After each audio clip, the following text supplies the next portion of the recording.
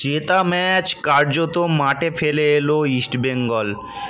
Super কাপের উদ্বোধনী অনুষ্ঠানে সুপার কাপের যে উদ্বোধনী ম্যাচ ছিল, সেই সুপার কাপের উদ্বোধনী ম্যাচে আজ মুখোমুখি হয়েছিল ইস্টবেঙ্গল এফসি এবং ডেম্পোকে কিন্তু আজ ইস্টবেঙ্গল বাগে পেয়েও হারাতে ব্যর্থ। কিছু প্রশ্নচিহ্ন কিন্তু রয়েই গেল সেই ইস্টবেঙ্গলের খেলায়। এই সব কিছু নিয়েই আলোচনা করব আজকের ভিডিওতে, তো দেখতে থাকুন টুইন্স ম্যাজিক ইউটিউব চ্যানেল। প্রথমেই দেখে নেওয়া যাক আজকে ইস্টবেঙ্গলের প্লেয়িং 11 কী ছিল। ইস্টবেঙ্গলের প্লেয়িং 11-এ কিন্তু প্রথমেই ছিল গোলকিপার দেবজিৎ মজুমদার। আইএফএ শিল্ডের ফাইনালে কিন্তু দেবজিৎ মজুমদারকে নিয়ে অনেক প্রশ্নচিহ্ন উঠেছিল অস্কার ব্রুজোর ওপর থেকে, কিন্তু অস্কার ব্রুজো সুপার কাপের প্রথম ম্যাচেই কিন্তু সেই দেবজিৎ মজুমদারের ওপরই ভরসা রাখলো এবং গোল পোস্টের নিচে দেবজিৎ মজুমদারকেই দাঁড় করালো অস্কার ব্রুজো। তো প্রথম 11-এর প্রথম প্লেয়ার দেবজিৎ মজুমদার গোলকিপার। এছাড়াও ছিল রাকিব, কেভিন, আনোয়ার, জয়, রশিদ, সাউল ক্রেসপো, বিপিন সিং, মহেশ, হামিদ ও হিরোশি। তো প্রথম থেকেই ম্যাচ ছিল ইস্টবেঙ্গলের বাগে। ইস্টবেঙ্গল প্রায় ডেম্পোকে নিচু ক্লাব স্তরে নামিয়ে এনেছিল। যেভাবে একের পর এক আক্রমণ করছিল ইস্টবেঙ্গল, যে আক্রমণ প্রতি আক্রমণের খেলায় কিন্তু দুই দল মেতে উঠেছিল ফার্স্ট হাফে, যেখানে কিন্তু ইস্টবেঙ্গল বেশ কিছু ভালো সুযোগ তৈরি করেও কিন্তু গোল করতে ব্যর্থ হয়। সেই দিক থেকে দেখতে গেলে ডেম্পো কিন্তু সুযোগ কম তৈরি করলেও কাজের কাজ কিন্তু ডেম্পোর খেলোয়াড় আলী 27 মিনিটে কিন্তু কাজের কাজ করে বেরিয়ে যায়। 1-0 এগিয়ে যায় কিন্তু ডেম্পো। ইস্টবেঙ্গলের জালে বল জড়িয়ে দেয় অসাধারণভাবে।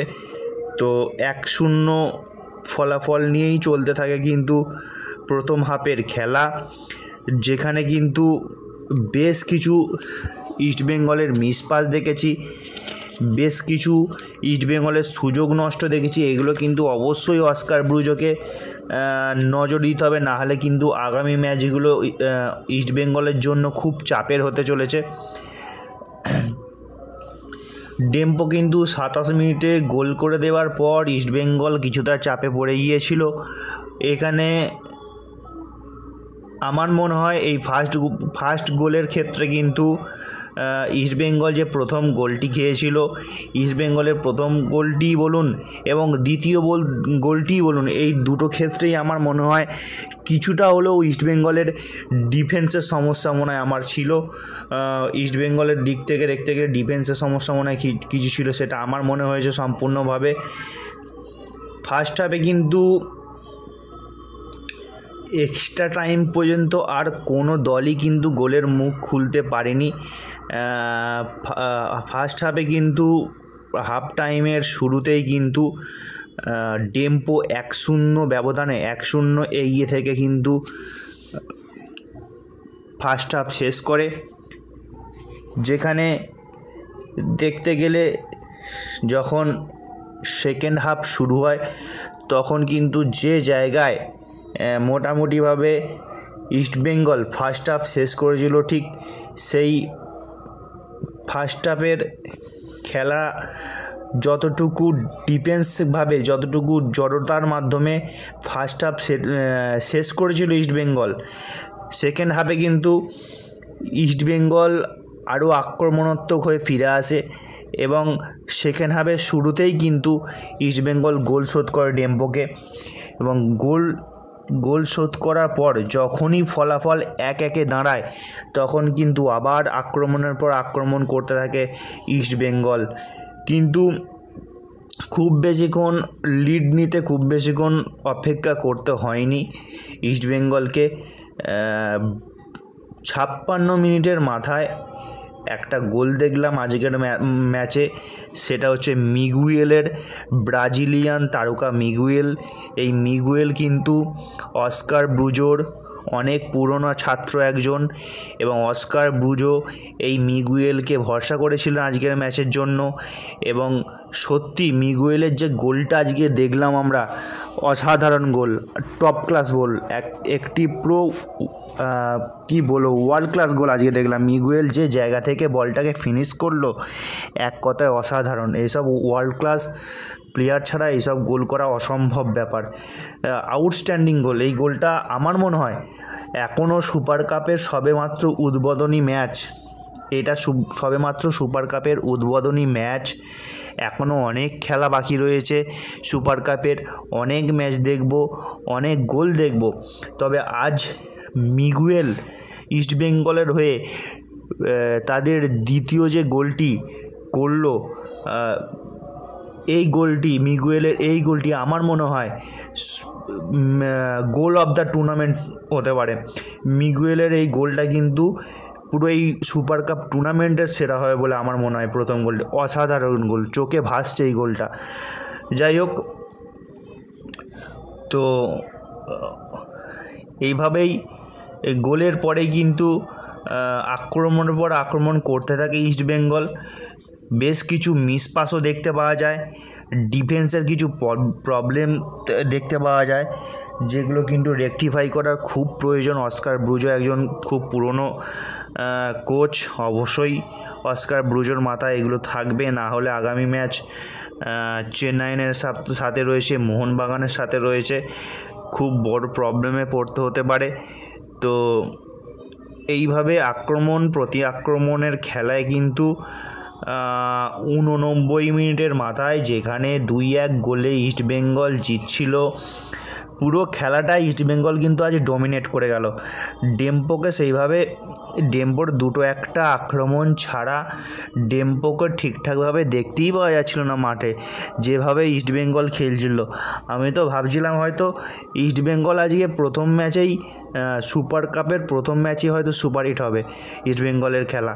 যেভাবে গোলটা শোধ করলো, একের পর এক আক্রমণ তুললো, এবং মিগুয়েলের সেই অসাধারণ গোল, আমার তো মনেই হয়েছিল আজকে ইস্টবেঙ্গল হয়তো জিতেই মাঠ ছাড়বে, এবং সুপার কাপের শুরুটাও কিন্তু তাদের জন্য ভালো হবে। কিন্তু সেই লাস্ট মিনিটে গিয়ে পচা শামুকে পা কাটলো ইস্টবেঙ্গলের 89 মিনিটের মাথায়। এখানেও আমার মনে হয় ডিফেন্সের কিছু ভুল ছিল, যেভাবে ডেম্পোর প্লেয়ারটি বেশ কিছুক্ষণ বলটিকে পায়ে রেখেছিল, কিছুক্ষণ টেনে নিয়ে যাওয়ার পর শ্যুট করে এবং গোল হয়ে যায়। ওটা কিন্তু আমার মনে হয় ইস্টবেঙ্গল প্লেয়াররা অনেকটা হালকাভাবে নিয়েছিল, সেই কারণেই আমার মনে হয় গোলটি খেয়েছে ইস্টবেঙ্গল। এটাও আমার ডিফেন্সের ভুল বলে আমার মনে হয়। তো এই লাস্ট মিনিটে যে যখন ডেম্পো আরেকটি গোল করে দেয়, তখন কিন্তু ম্যাচের স্কোর দাঁড়ায় 2-2, গোল সংখ্যা দাঁড়ায় 2-2, ইস্টবেঙ্গল 2 আর ডেম্পো 2। কিন্তু তারপরে কিন্তু আর ইস্টবেঙ্গল ফিরে আসতে পারেনি। লাস্ট কয়েক মিনিটে কিন্তু ডেম্পো বেশ কিছু আক্রমণ করেছে, ইস্টবেঙ্গল তুলনামূলকভাবে কিছু আক্রমণ কম করলেও লাস্ট কয়েক মিনিটে ডেম্পো কিছু বেশ ভালো আক্রমণ করেছে, কিন্তু দুই দলই কিন্তু গোল তুলতে পারেনি।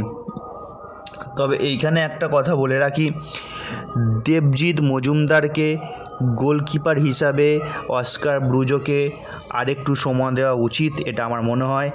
92 মিনিটের মাথায় দেবজিৎ মজুমদার যে শিশুসুলভ ভুলটি প্রায় করে ফেলেছিল, সেই ভুলটি কিন্তু যেন টুর্নামেন্টের আগামী ম্যাচে দেবজিৎ মজুমদার যেন না করে। 92 মিনিটের মাথায় বলটাকে হোল্ড করার ফলে প্রায় কিন্তু ডেম্পোর প্লেয়ার বলটি কেড়ে নিয়েও ছিল, কিন্তু পারেনি, লাস্ট মুহূর্তে পারেনি ঠিকই, ওটা গোল হয়েও যেতে পারতো। তাহলে কিন্তু আজ 3-2 ব্যবধানে ইস্টবেঙ্গল হারতেও পারতো। লাস্ট মিনিটে যদি বলি, 94 মিনিটে ডেম্পোর একজন খেলোয়াড়ের রেড কার্ড দেখা, ডেম্পো 10 জনে হয়ে যাও, তাও কিন্তু কোনো প্রভাব পড়েনি। ইস্টবেঙ্গল তার কোনো সুযোগই তুলতে পারলো না লাস্ট পর্যন্ত। ম্যাচের ফল ফুল টাইম 2-2 ড্র।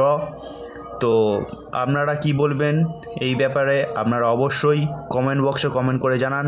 ফিরে আসছি অন্য ভিডিও নিয়ে, ততক্ষণ দেখতে থাকুন টুইন্স ম্যাজিক।